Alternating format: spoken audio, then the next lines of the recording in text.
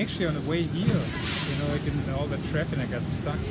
But I was thinking, what I would like to talk about is why Bali? Why do we live in Bali? I've listened to this, all the commotion, everything is always in motion here, it seems. But there's also, if it's in motion, it's alive. So things also move quick here. Which is static. Yeah. So manifestation happens quick too. Change, shifts of focus. If you want to, if you intentionally come here, and I think that's sort of where we were at, looking for more depth, for a place actually that would hold us and not let go on, just wants to see us in the dance of transformation and shifting.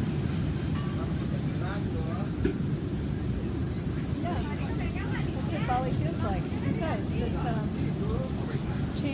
change and movement. You said it. And then you go even further and do yoga and ecstatic dance and all that stuff. And whatever, you can do it all. It's all about moving energy. And the more conscious we can be with it, the better. But one thing that I wanted to touch on is, that's one, like for people ask, what the hell are you doing? Being in Bali, are you running away from something? Is that irresponsible and all that stuff? And I just wanted to give like a quick explanation of what we do here for people that are interested. And that, for example, is one thing that really draws me, and I think Brie also here, the constant movement, the high energy, the high vibration, high turnover. There's always something new, and I don't mean new in like what you have gets old, but always taking it to a new level. There's always something to be discovered. There's always some kind of ceiling to break through. And we're talking energetically, of course. Yeah, we're talking energetically, and in other ways. But, you could, yeah. I think that's part of it for me, is that movement is always happening. That it's like seeds turning into seedlings and coming up through the ground. Almost while they're forming, they're already transforming into plants. Yeah, it happens fast here, and people notice it. You think about something, and you think about a person, and they come around the corner. You think about, things just are happening really quickly, intensely. Yeah, so if you are afraid of changes, if you want to feel safe, you probably don't want to come to Bali. And this is what some people that don't know that experience when they come here. Bali just doesn't take them. It's impossible to be here. Even if you are not drawn to safety, but adventure and change, Bali can really knock you down anyway. It really holds you up and supports you, but it can also knock you out of your socks, because of the intensity. So I would say that most people experience intensity here, and for some that means time to get out. Gotta go, this is not working. And for some that means, okay, gotta heal, gotta come back to my senses, and alright, now I'm gonna see what this is about. I can choose. Go or stay, experience this or experience something else. Yeah, but that's for us, that's what makes it so almost impossible to not live here. Is exactly that. At the same time, I feel extremely safe here also. Regardless of all that changing, I don't feel threatened at all. I feel like I can totally be here, who I am, in whichever kind of process I am. The locals, they totally get it. They're like, oh, of course, it's all emotion, and they are awake, they're right here. So I feel very held and taken care of here. Me too. Yeah, stagnation was the word I was looking for. It doesn't feel like there's stagnation here. That there are some rituals, there are some patterns, and even maybe some schedules, I guess, somewhere, but not stagnation. Everything seems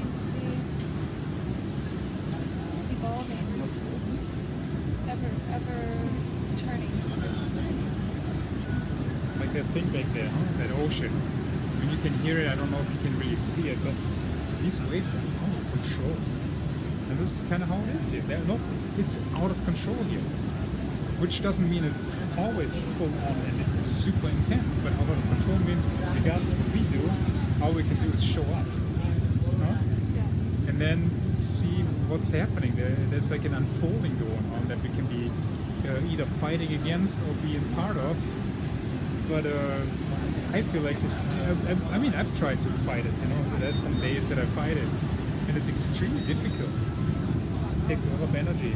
Yeah, I think about the plastic smoke actually that I smell right now, and how I've realized recently that for a while in our house we had lots and lots of plastic smoke burning 10 feet from the corner of our house, and I got really wrapped up in that energy of like, there's plastic burning right next to us and it's filling our house. We have to get out of here, and that kind of pulled me into that. And then we had a break, and when we have a break, it's so nice at our house.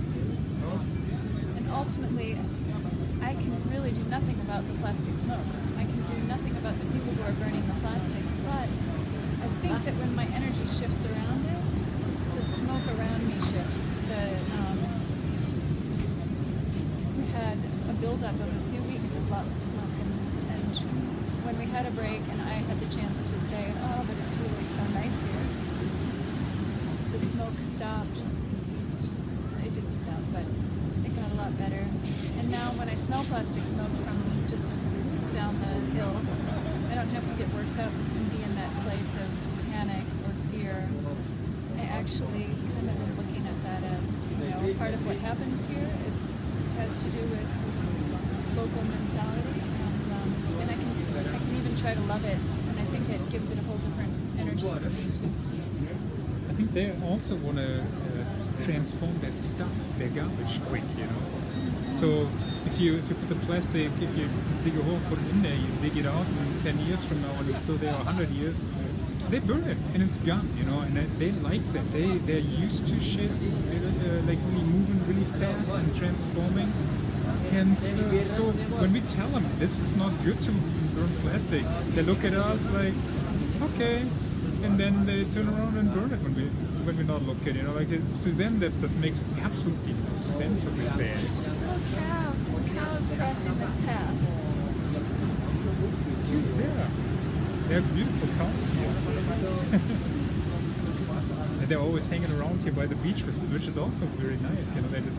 It's also Bali. This is part of why I like it here too. That rules and regulations is not a big thing here. If it is a thing, you can just sort of do what you want. Like this, the cows are just running around here. They're grazing somewhere with this room. Why not? It seems to me the rule is the one rule I see is helmets on motorbikes. Yeah. Almost everybody wears helmets, and the people get a little panicky about helmets and non-helmet wearers. I only encountered one who got really upset about it. Oh, upset, but a lot of people like in the street were like, helmet, put your helmet on. Yeah, I've had it lots of times. Police, helmet. Yeah, and that might also be that they are more concerned about being pulled over than safety. Yeah. But otherwise, like traffic here is just it's also a huge dance.